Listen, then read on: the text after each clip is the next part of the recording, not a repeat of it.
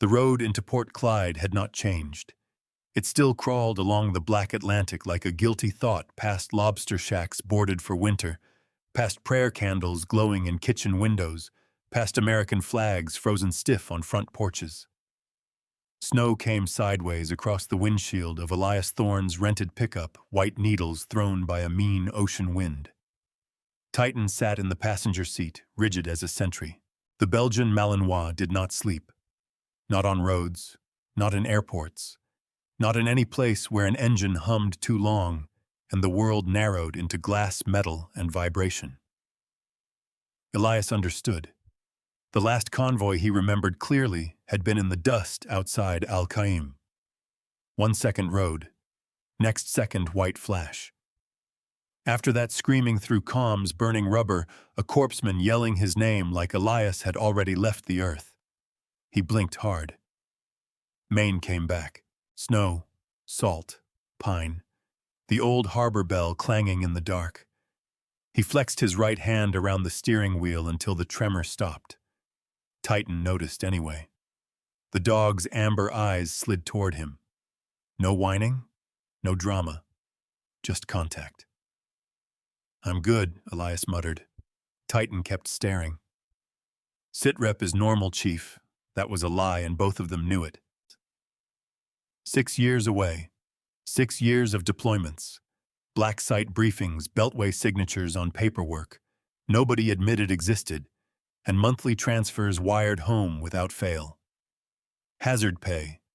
Disability pay. Every dirty dollar he had earned under Foreign Moons had gone to Nolan with one instruction: take care of Mom. The last photo Nolan sent showed the old Thorne house lit warm against the snow, fresh cedar siding, new windows, smoke rolling from the chimney. Their mother Eleanor had been bundled in a wool coat on the porch, smiling thinly at the camera. "She's doing better," Nolan had written. "Don't worry about home." Elias had worried anyway. Worry was the only thing that made it through the numbness. The pickup turned onto Harpoon Lane. The family house appeared at the end of it, sitting above the frozen cove like something from a real estate magazine. Big windows, new paint, a stone walkway shoveled clean. Warm light spilled from inside. For half a second, Elias let himself believe. Then Titan growled. Low, deep, not warning at a stranger, not the sharp bark he used for movement. This was worse. This came from somewhere behind the ribs. Elias killed the engine. Easy. Titan's nose worked the air. Once, twice.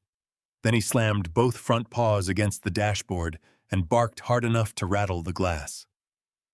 Elias looked at the house. No movement. No curtain shifting. No old woman waiting at the door. He stepped out into knee-deep snow.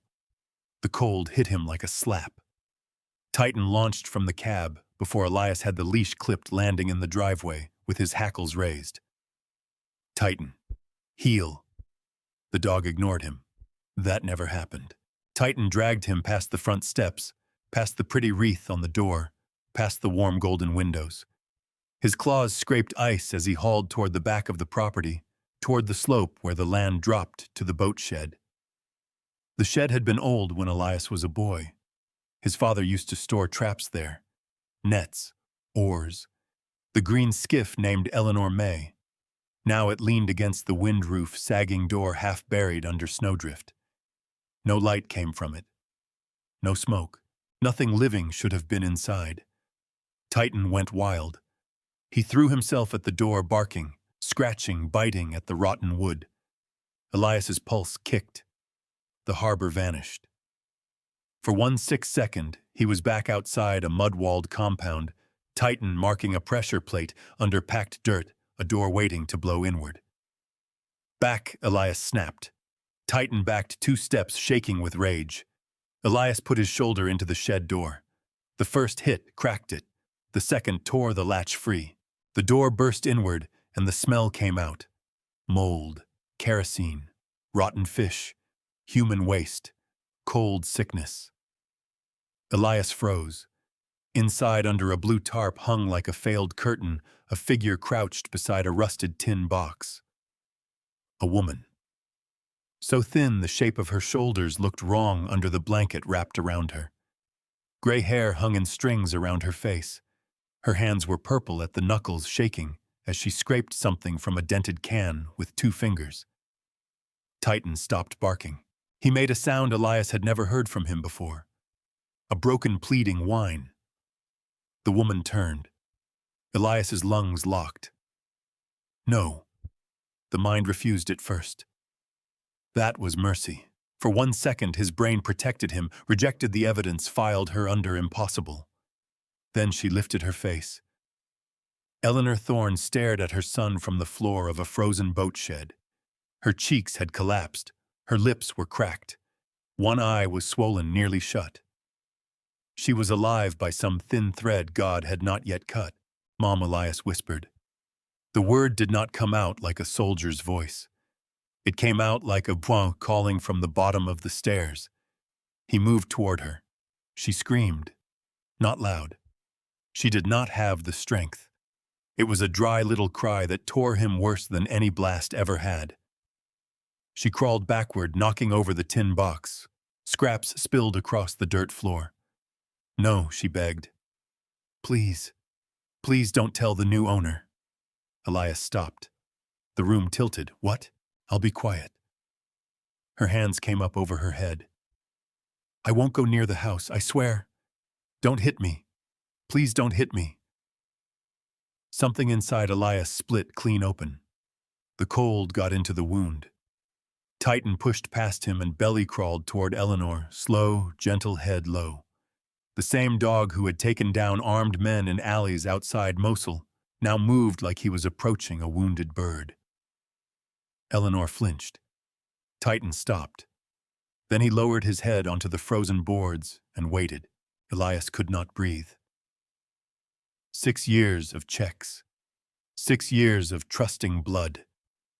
6 years of Nolan saying, She's fine, Eli. You just focus on coming home. Home.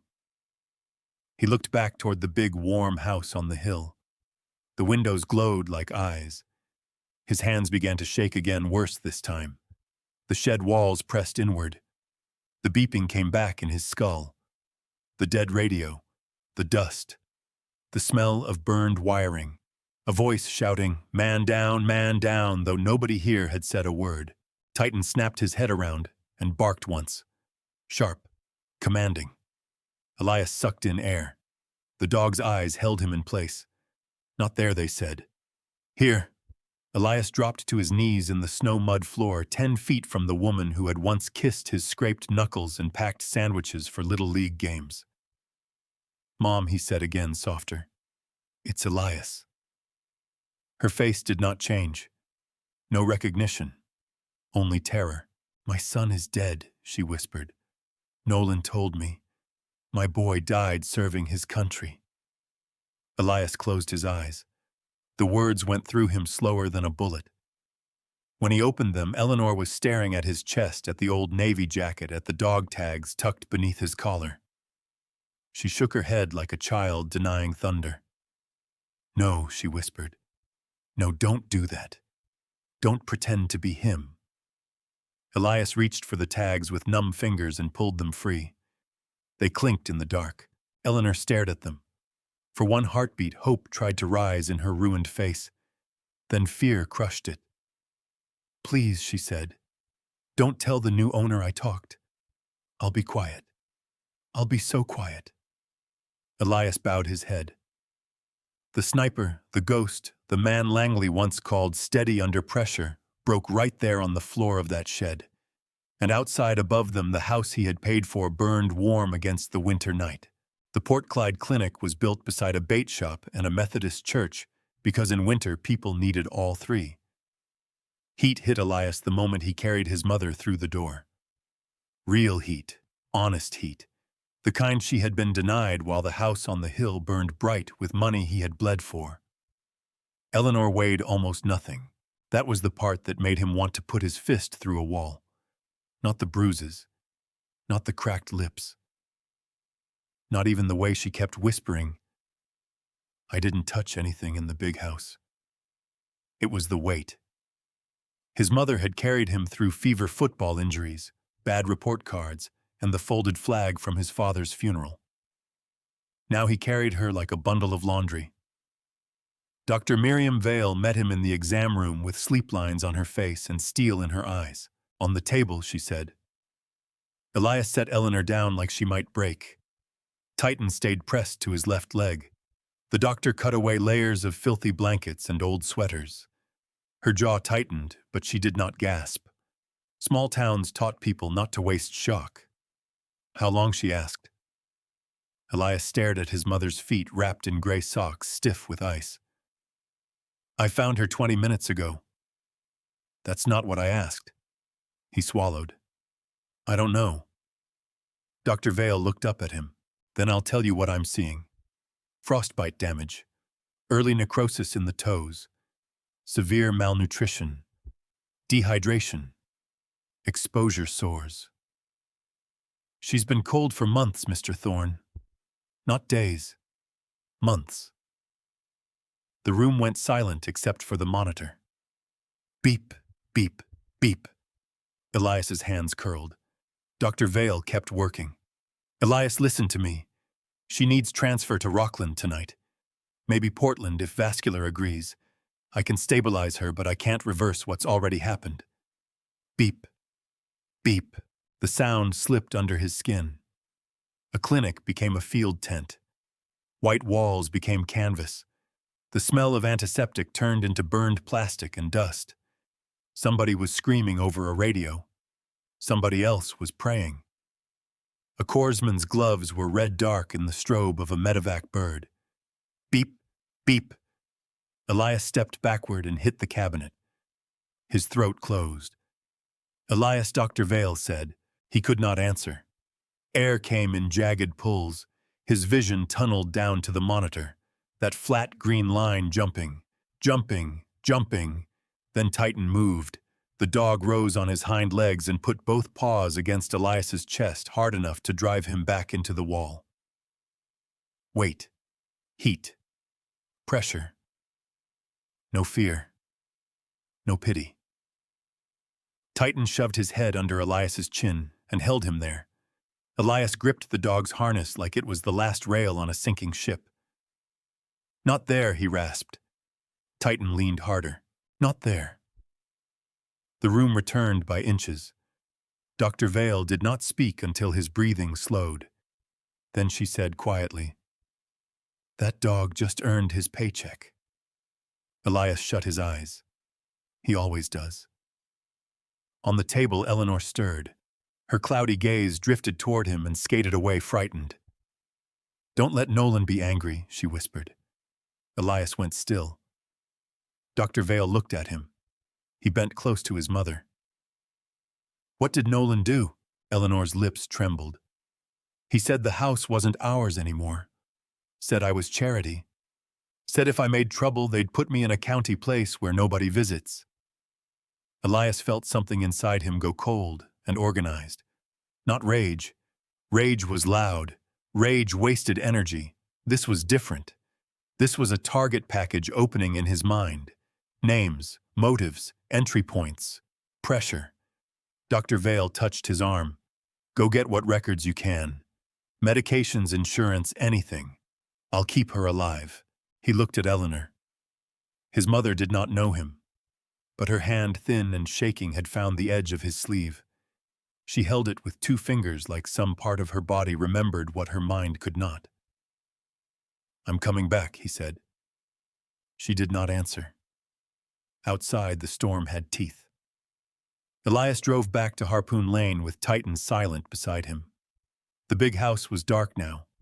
The warm windows were gone. A foreclosure notice had been nailed to the front door in a plastic sleeve. Bank possession pending. Elias read it once. Then again. His breath smoked in the porch light. Behind him, old Henderson came limping from the neighboring property with a lantern in one hand and a shotgun broken open over his arm. Thought that was you, the old man said. God forgive us, Elias. We thought you were dead. Elias turned slowly. Henderson's face sagged under the weight of it. Nolan told everybody. Had papers. Said you got killed overseas. Said Eleanor couldn't handle it. Then he sold your father's boat. Mortgaged the house, took visitors through here like he was some damn prince. 8 months ago he moved her out back, and nobody stopped him. The old man's eyes filled. We tried asking. She was scared. Nolan said dementia. Said we were harassing a sick woman. Sheriff wouldn't touch family business without proof. Elias looked past him to the cove. The old skiff was gone. His father's traps were gone. His mother had been left to freeze in a shed while the town whispered and Nolan cashed checks. Titan suddenly stiffened. His nose pointed toward the cellar door on the side of the house. "What is it?" Elias said. Titan moved fast. They forced the cellar entry with a tire iron from the truck. Downstairs, the air smelled of damp concrete and fresh paint. Too fresh. Titan went straight to the far wall, growling. He clawed at a clean square of drywall patched between old beams. Elias touched it. New mud. Bad sanding. Rushed work. He took the tire iron and drove it through. Once. Twice. Drywall broke. Dust fell. Behind it sat a small black safe bolted into the studs. Henderson crossed himself. Elias stared at the steel door. For the first time that night, his voice came out steady. Nolan ran fast, he said, but he didn't run clean. The safe did not belong in that house. Everything around it was old, main bones, hand-cut beams, fieldstone foundation, rusted hooks where Elias's father used to hang oilskins. But the safe was new. Matte black. Digital keypad. No dust on the hinges. Nolan had hidden it like a man hiding a second heartbeat. Henderson stood behind Elias in the cellar, with the lantern trembling in his hand. "We should call Sheriff Pike." Elias kept his eyes on the safe. "Not yet." "Elias, not yet." Titan sat beside him, ears forward, body locked. The dog had not stopped staring at the wall since they broke it open. Whatever Nolan had buried here, Titan had smelled it through plaster paint and lies. Elias went out to the truck and came back with a small field pouch. Nothing dramatic, nothing loud. Just tools he still carried because old habits survived longer than peace. He worked in silence. Henderson looked away. 10 minutes later, the safe door gave with a dull metal cough. Inside were 3 envelopes, a flash drive, 2 passports, and a stack of bank papers wrapped in a rubber band. Elias put on gloves. That was the part that scared Henderson. Not the safe. Not the storm. The gloves. The old man watched Elias change from a son into something trained, filed down, and dangerous. Elias opened the first envelope. Power of attorney. Eleanor Thorne's signature sat at the bottom of the page in blue ink. It was wrong. His mother wrote with a slight leftward lean, every capital E shaped like it was carrying too much weight. This signature was clean, upright, practiced. A dead imitation. The second envelope held mortgage papers. A home equity loan. Then another. Then a property transfer agreement buried under legal language thick enough to choke on. Nolan Thorne had not just stolen from their mother. He had converted her into paperwork. Elias laid every page on the cellar floor in a neat line. The third envelope was thinner. He opened it. For a second, he did not understand what he was seeing. Then the room dropped out from under him. Certificate of death. Name Elias James Thorne. Date of death, classified operational theater. Status killed in action. There was a seal. There were signatures. There was a casualty affairs reference number and enough government language to make a lie look patriotic. Henderson whispered, "Dear God." Elias did not move. He stared at his own death printed in black ink. A strange thing happened inside him. The anger did not explode. It vanished. In its place came a hollow so wide he could hear the wind through it. Nolan had told their mother he was dead. Not missing. not unreachable. Dead. He had let Eleanor grieve her son while she froze behind the house that son had paid for. He had used a folded flag Elias had never earned, a funeral that never happened, and a country's uniform as cover for theft. Elias's knees hit the concrete. The impact barely registered. He saw his mother in the shed again, her hands over her head, her voice thin as paper. "My son is dead. Nolan told me." Titan moved in front of him and barked. Elias did not answer. Titan barked again, harder, the sound cracking through the cellar like a command on a bad frequency. Elias looked up. The dog stood nose to nose with him, amber eyes burning. "Not dead. Here." Elias dragged air into his lungs. Then he reached into the safe again and found the flash drive. Henderson's phone had no service in the cellar, so Elias climbed to the kitchen. The house above them was staged for buyers. White counters, new appliances, a bowl of fake lemons on the island. No photographs, no quilts, no smell of his mother's bread.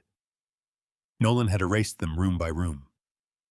Elias opened his battered laptop at the kitchen table and plugged in the drive. Folders appeared. Insurance, veterans benefits, Langley contact, offshore. That one made him stop. He opened it. Wire transfers, routing numbers, shell companies. Names Elias recognized from old classified briefings, not personally but by pattern. Foreign consultancy fronts, Beltway money men, a private security vendor with contracts near places the evening news never pronounced right. This was bigger than family fraud. Nolan had not simply taken Elias's money and run. He had sold access signatures, service records, and enough personal data to build a ghost out of a living man. If the right people thought Elias Thorne was dead, they could move things under his name without him ever contesting it. Henderson stood in the doorway. "Can you take that to the sheriff now?" Elias looked at the death certificate on the table. "No." The old man's face tightened. "Why not? Because according to this, I'm not a complainant. I'm not a victim. I'm not even alive. That's insane. That's DC." He tapped the forged certificate. "Until this gets unwound through federal channels, Nolan owns the local narrative. The house, the paperwork, maybe the sheriff, maybe the bank, maybe half the county clerk's office without them knowing it. So what are you going to do?" Elias looked toward the dark window. Snow hammered the glass. Beyond it, the boat shed was just a black shape against the cove. His mother was in a clinic bed with machines keeping score. His brother was out there somewhere wearing charity-like cologne. Elias copied the drive twice, encrypted one file, and sent a compressed packet to an old bureau contact whose number he had never used. Subject line: SITREP, federal fraud, possible foreign money. Then he shut the laptop. Titan rose. Elias slid the death certificate into his jacket. "I'm going to find the man who buried me," he said, "and I'm going to make him say my name." Nolan Thorne lived in a house with too much glass. It sat on the edge of Portland's West End, high above the frozen streets, glowing through the storm like a rich man's confession. 3 stories, heated driveway, black SUVs lined along the curb. Men in wool coats and women in diamonds moved behind the windows holding champagne flutes under crystal light. A banner hung over the front entrance. Harbor Lights Veterans Fund Winter Benefit. Elias watched from the alley across the street, snow collecting on his shoulders. Titan stood beside him, still as a shadow. For 20 minutes, Elias studied the pattern. Private security at the front gate. 2 cameras on the driveway. 1 on the side door. Catering staff through the rear entrance. A guard smoking by the garage, checking his phone every 90 seconds like clockwork. Nolan had built himself a palace on stolen heat. Worse, he had wrapped it in charity. Veterans Fund. Elias almost laughed. Instead, he touched the folded death certificate inside his jacket. "Ready," he whispered. Titan's ears twitched. The lights went out at 8:43. Not the whole block, just Nolan's house. Inside, the party exhaled in confusion. A few nervous laughs. Someone clapped like it was part of the entertainment. The backup generator coughed, tried to catch, then died because Elias had already found the line. He moved through the service entrance with Titan low at his heel. No rush. Rushing was for amateurs and scared men. The first guard came around the corner with a flashlight and a hand near his jacket. Titan hit him without a bark. Not a mauling. Not noise. Just weight speed and a hard clamp on the sleeve that put the man face down on the kitchen tile before he could decide what had happened. Elias took the radio, zip-tied his wrists, and dragged him behind stacked crates of wine. "Stay quiet," Elias said. The guard nodded so fast his chin scraped the floor. Down the hall, two Dobermans appeared at the top of a short stairwell, teeth showing, bodies tense. Titan stepped forward. The dogs froze. Whatever language passed between them was older than training, older than commands. Titan did not growl. He just looked at them like a storm looking at a porch candle. The Dobermans lowered their heads and backed away. "Good boy," Elias breathed. In the ballroom, phone flashlights bobbed over silver trays and startled faces. A string quartet had stopped playing. Someone complained about the cold. Someone else asked where Nolan was. Elias already knew. Men like Nolan never stayed with donors when systems failed. They went to the room where the money lived. The office was on the second floor behind a walnut door with a brass lock. Elias opened it with a pick and slipped inside. Nolan stood behind a desk, lit by the blue glow of his laptop, one hand hovering over a drawer. He had gained weight, soft around the jaw, expensive haircut, navy blazer with a little American flag pin on the lapel. For a second, Elias saw the kid who used to follow him down to the docks begging to hold a fishing knife. Then Nolan looked up. His face emptied. Elias shut the door. "Hello, little brother." Nolan's mouth opened, but no sound came out. Titan stepped into the light. That did it. Nolan backed into the wall hard enough to knock a framed photo sideways. In it, he was smiling beside a senator Elias recognized from cable news. "You're dead," Nolan whispered. Elias placed the death certificate on the desk. "Paperwork says so." Nolan stared at it like it had crawled out of a grave. "How?" "That's your question." "I can explain." "No," Elias said. "You can confess." Nolan tried to recover. Elias watched the mask come down. The wounded brother. The misunderstood caretaker. The Beltway-adjacent operator who thought tone could sand down sin. "Eleanor was sick," Nolan said. "She needed supervision. You were gone. You have no idea what it cost." Elias leaned forward. "She was eating scraps in a boat shed." Nolan flinched. "Her toes are dying." "That's not, my mother begged me not to tell the new owner." The room went quiet. Nolan's eyes flicked to the desk drawer. Elias saw it. "Don't." Nolan froze. "I sent the drive," Elias said. "Bank records, insurance files, foreign transfers, forged service documents. It's already in bureau hands. You don't know what you're looking at." "I know enough. You sold my death to people who needed a ghost." Nolan swallowed. Outside, the party noise shifted. Security radios crackled in the hall. Elias pushed the laptop toward him. "Transfer it back. Every account. Every dollar you took from her. Then you write a statement. Names. Contacts. Who helped. Who paid." Nolan's hand shook over the keyboard. For a moment, Elias thought fear might finally become honesty. Then Nolan smiled. Small, ugly, familiar. His thumb pressed a panic button under the desk. Red lights flashed along the ceiling. Titan growled. The office door burst open. 3 armed security men flooded in, shouting over one another. Elias moved Nolan aside and raised his hands, buying a fraction of a second. One guard panicked. His weapon came up. Titan launched. The dog crossed the room in a blur, striking the man's arm before the shot cracked through the office. The sound blew the world white. Elias felt heat pass his shoulder. Titan hit the floor hard. Not yelping, not moving. For one dead second, nobody breathed. Then Elias saw Titan's side rise, once shallow and wrong. The seal was gone. The brother was gone. Only the man who loved that dog remained. Elias dropped to his knees beside Titan as sirens wailed outside, growing louder through the storm. The sirens reached Nolan's mansion before Elias could stand. Blue and red washed across the office windows, turning the snow outside into broken emergency light. Downstairs, donors screamed. Radios barked. Boots pounded through halls bought with stolen checks. Elias heard none of it clearly. He had one hand pressed against Titan's side, feeling for movement, begging for it without words. The dog's eyes were open. That was the cruel part. Titan looked at him like he was waiting for a command. "No," Elias said.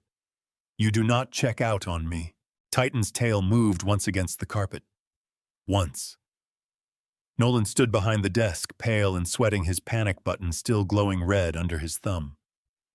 "Eli, I didn't know he'd shoot." "I swear to God." Elias looked up. Nolan stopped talking. Whatever he saw made him step backward into the bookshelves. The office door burst wider. Two men in dark winter jackets entered, first weapons, low badges out. Bureau. Serious faces. No wasted movement. A woman with gray eyes and a tactical vest read the room in half a second. Elias Thorne. He kept his hand on Titan. "Agent Special Agent Mara Kincaid, FBI. We got your packet." She looked at Nolan. "We also got Treasury and two very angry people from Langley asking why a dead seal has active routing numbers tied to foreign cutouts." Nolan made a small sound. Kincaid turned to him. "Nolan Thorne, hands where I can see them." "This is a family matter," Nolan said.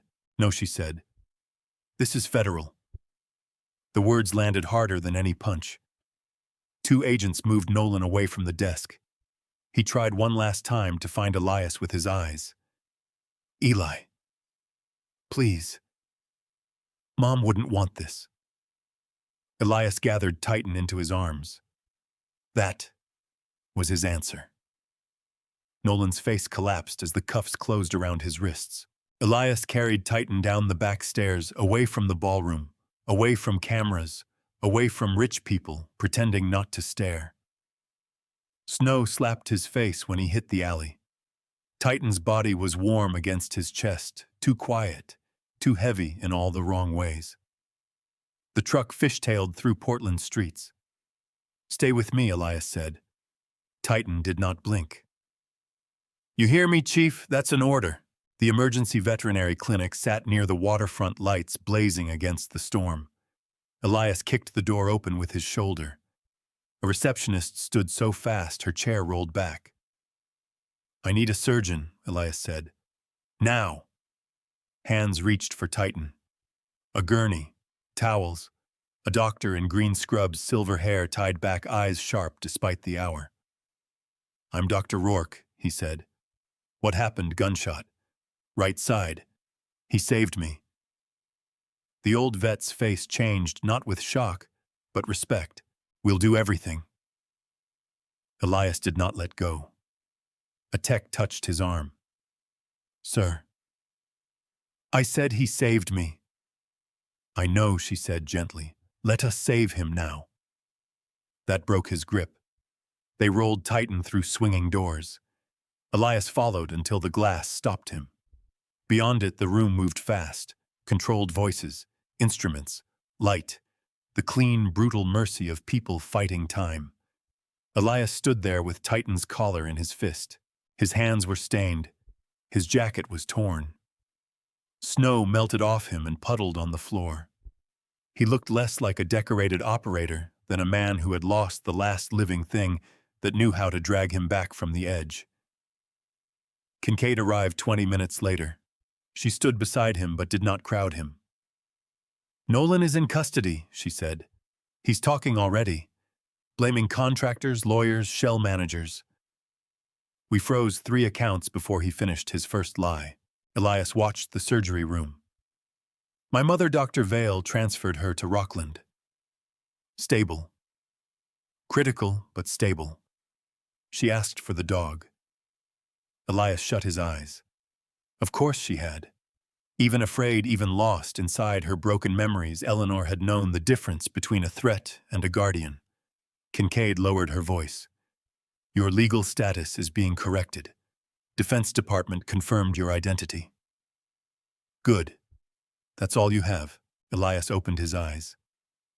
"My brother put my mother in a shed and turned me into a corpse on paper. If that dog dies, Agent, there is no good." Kincaid had no answer for that. Hours passed. The storm eased near dawn, leaving Portland buried and silent. Elias never sat. Whenever his knees weakened, he leaned his forehead against the glass and listened.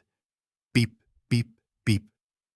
The monitor inside kept time with his heartbeat until he could no longer tell which one belonged to whom. Then the rhythm changed. A nurse moved quickly. Dr. Rourke leaned over Titan. Another tech stepped in. Voices sharpened behind the glass. The monitor gave one long tone. Elias's body went cold. "No," he whispered. The tone kept going. He hit the glass with his palm. "Titan." No one looked at him. Titan. Dr. Rourke worked over the table, shoulders tense, hands steady.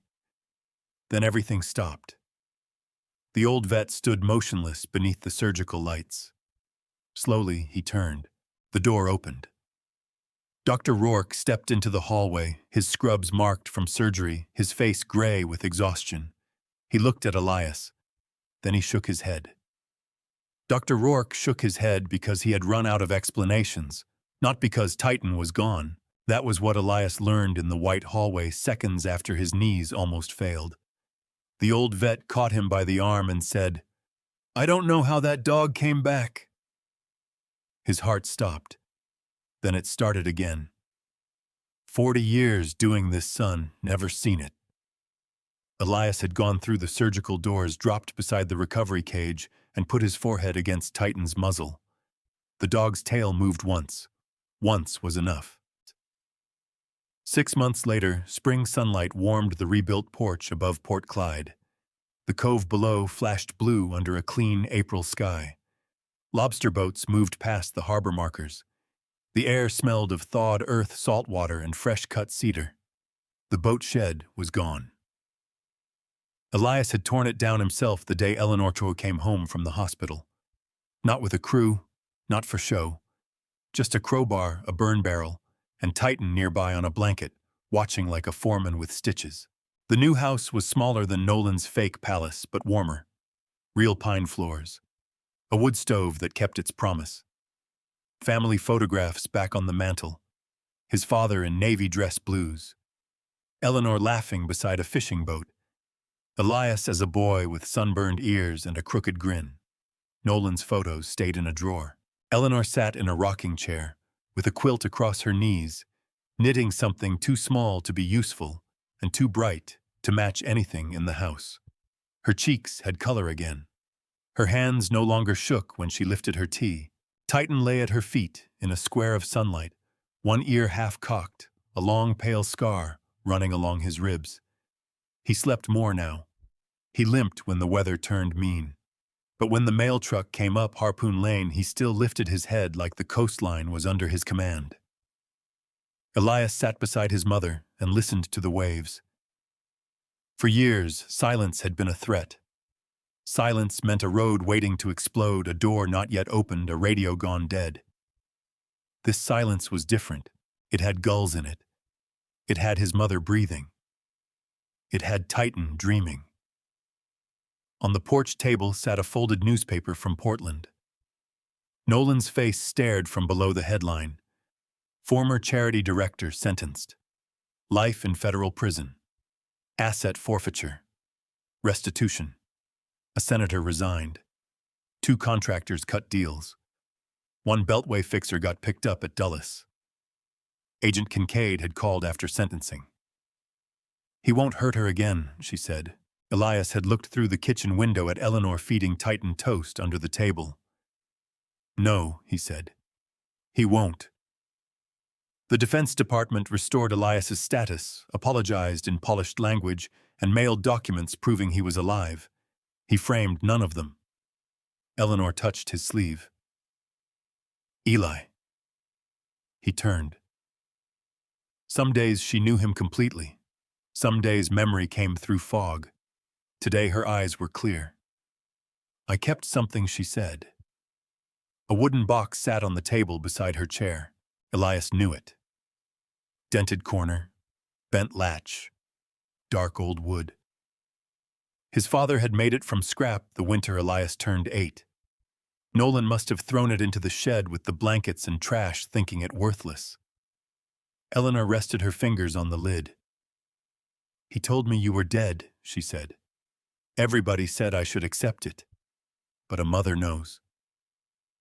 The porch seemed to shift under him. She opened the box. Inside lay a cheap pair of dog tags Elias had bought at a county fair when he was a kid, long before the Navy ever owned his name. Beneath them were letters written in a boy's careful hand. "Dear Mom, when I am a SEAL, I will buy you a house with a fireplace. Dear Mom, don't be scared when Dad is gone. I will be brave for us. Dear Mom, Nolan took my baseball glove, but I forgive him because you said family matters." Elias looked away. Too late. The tears came anyway. Eleanor reached for his face with the hand that had survived the frost. "I held this all winter," she whispered. "When I got cold, I opened it. When I got scared, I read your words. I told myself my boy was out there somewhere. And if God still had work for him, he would send him home." Titan woke, groaned, and laid his head across Eleanor's slipper. Elias laughed through the tears. Eleanor smiled and scratched behind the dog's ear. "The Lord sent both of you," she said. Elias looked down at the cove, at the clean water moving where ice had locked everything still. Nolan had taken money. Rooms, boats, signatures, years that could never be returned. But he had not taken this porch. He had not taken the dog sleeping in the sun. He had not taken a mother's faith in her son.